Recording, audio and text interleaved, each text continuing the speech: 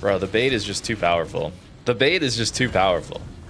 Torp them, and then when they're getting to be thinking about, I've been spotted for so long, you open up. Get that question out of their mind. Why have I been spotted for so long? Get the question out of their... Just see Torp DD that's extremely stealthy. Must kill, must shoot. That's incredible. Hey guys, welcome back to World of Warships. Today we're taking a look at the brand new Japanese destroyer Shigure. This is an incredible Torp destroyer. The best concealment in the game. 5.2 kilometer detect is absolutely wild. Kagero at 5.4 best detect. Well, we can outspot that. As well as having faster reloading torps and access to both an exhaust smoke generator. That's one of those Italian smokes that you can run at full speed and be completely covered. And this torp reload booster. It's an absolute menace. I've been having a good time with this one. I don't even enjoy torp DDs that much. I'm more of a gunboat player. You guys know this. But I've been having a pretty good time with this ship. Outspotting everything is absolutely hilarious.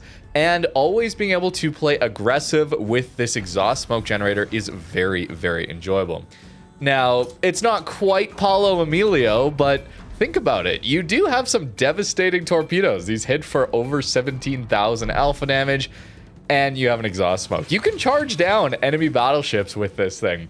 Although the smoke doesn't last particularly long, you only get 30 seconds base on that smoke. I found it much more useful as a defensive tool rather than an offensive one. But you definitely could use it as a more aggressive tool. So a 5.2 detect Kagero with the access to both its torp booster and a special smoke screen. The downsides being that these torps just do less damage than Kagero torpedoes by a decent amount. Kagero torps are nearly 21,000 alpha damage. We only have 17,200 alpha damage. That's a big decrease there. Though a 95-second base reload instead of 112 on Kagero means the DPM isn't so much worse. We also only get 2 turrets here, so we get 4 guns total, where Kagero does get 6 guns total. Neither of these are gunboats, by the way. The HE DPM is bad on both of them. Kagero's at 109, or 109,000, where this one is only at 92,000 HE DPM. That's thanks to a slightly faster reload, 5.6 seconds versus the 7 seconds on Kagero. Neither one is a good gunboat, by the way. But what I really valued about Shigure here is this smoke screen, allowing me to instantly go undetected. This is kind of how it feels to play submarines, really. You get into a bad situation and you dive, right? And then you're untouchable, kind of. Here, you just push the T key and you're untouchable. Kind of, in a similar but different way, and it's extremely powerful. Akazuki is one of the best gunboats at this tier, and yet we can be kind of a harassment on him. We're not just instantly outgunned and outspotted in these situations coming around an island like that. We can use this smoke to get away. This is the big advantage. We get to reposition with this smoke. Send some torps out, catch the Akazuki, and, well, we're not going to fully gunboat him down. There's times where you're just going to get caught in front of islands. I usually recommend against this, but we get caught here. And typically, this is going to end very poorly for any Japanese torp boat. Here, though, we outspot him for so long, we get a great heads up of where he's at. And as soon as he opens up on us, we smoke. And notice how he's still spotted. This is a big, big advantage, allowing us to keep him lit by our teammates spotting. And we get a lot of free damage this way. I have not built for the guns at all, and yet we can get a lot of damage into these gunboat destroyers. I'm really wanting to drive this point home because this is an incredible torp boat. This is an incredible spotting, cap contesting boat. But we still have the ability to do a ton of damage into these more powerful gunboat DDs just purely off of our tool set. We're a pretty small destroyer as well. It's well worth using these main guns, even though I know they aren't very good. So, how are we going to get this ship? Well, it's the same Golden Week idea as Regele and Turgut Reis. It's going to be for $120 in an Admiral bundle. That is what each one of these are individually. Admiral bundles, $120. And that's pretty expensive for tier 8s. All of these are designated as rare ships, including Shigure here. So we will likely not be seeing this one for a long time. I'm sorry. Nothing we can do about that, unfortunately. Wargaming really enjoys their FOMO mechanics. At least there is a direct purchase option. Easily outspotting the Shima, by the way. Very scary torps here. Gotta watch out for that, but it's a rather small DD. And look at how poor of a situation we're in here.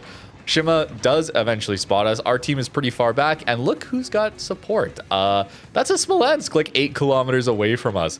If we had a normal smoke, one, it would take a lot longer for it to cover us, so Smolensk gets a ton of hits in. And two, we wouldn't be able to get out of that situation. We're able to just run away for free with this smoke. I had so much fun with this smoke screen on this Torp Destroyer. If all Torp DDs had this, they would be all instantly way better. It's incredibly powerful.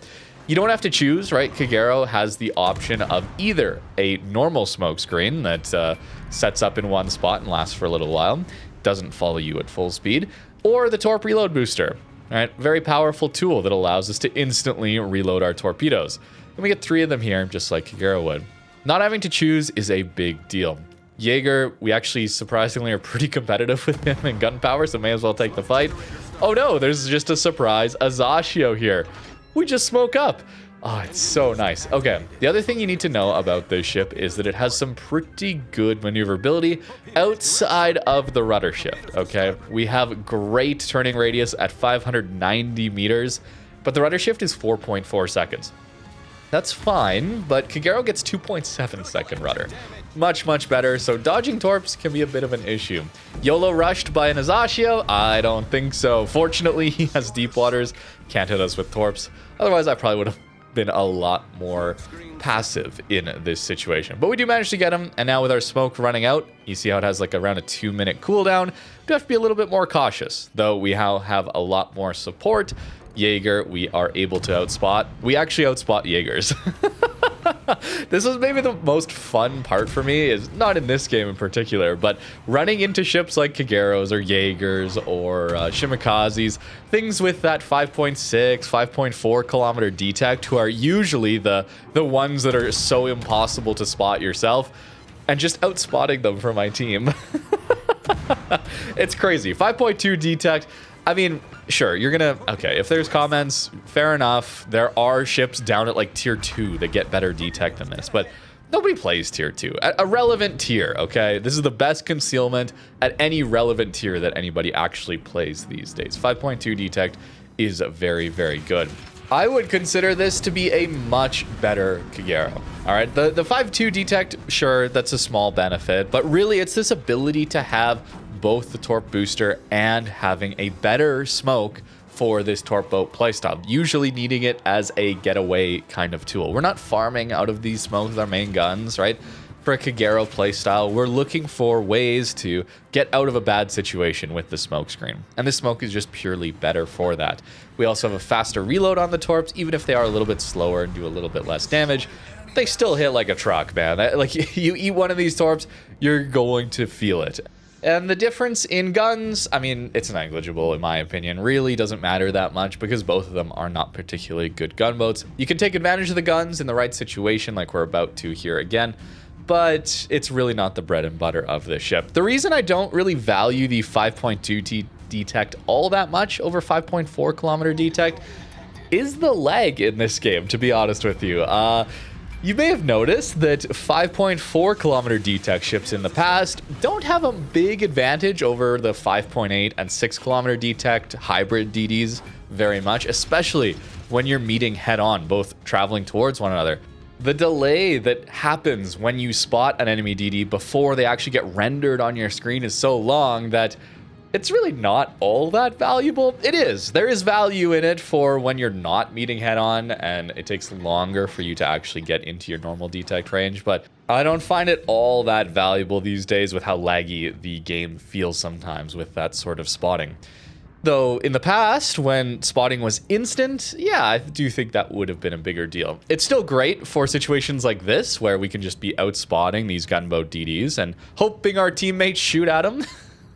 Our DD is blind firing the other destroyer in smoke right now. Not to call him out, I'm sorry, okay? I'm not trying to be too mean to him, but This is what happens sometimes when you're relying on your teammates to spot. That Octoboy was spotted for so long. Anyways, sometimes you just have to take matters into your own hands. And we get outgunned massively by basically every destroyer in the game that we're going to fight. We choose when to take engagements, though. This Octoboy pushing in closely. This is what we were talking about at the very beginning of the video. I was laughing while I was playing this battle, and we managed to get 2 on the bait. Okay, this is what you got to do sometimes, is you send out the torps, you get them focused on you, shooting your guns, shooting their guns, not thinking about potential torps coming their way. That's one of them. We got an Akazuki to find, though, too. And being able to set up these traps and these sort of baits is very valuable. And that 5.2 detect allows us to quite easily set that up. In this situation, still not even getting spotted by that Akazuki. That's very, very powerful. Something that Kagero can do as well, but it's a little bit harder to maintain that. We notice Akazuki is turning in slightly, and I open up. The reason being is oftentimes when people get into gunboats, gunfights, they start to turn away. They want to open up the distance to the engagement, especially if they're a strong gunboat DD, because they know they're going to win that engagement at range much more so. In this case, well, we get another one. The torps are pretty good here, and the concealment, the plays you can make, the creativity you can have. I enjoyed a lot. Even though I'm not much of a torp boat player, I do feel like I get locked out of battles sometimes. Carrier spotting, very painful for this ship, as this smoke, again, does not last very long. So it's not like you can smoke up for a minute or two inside your own smoke screen and wait for the carrier to go pick on someone else. That's not going to happen here.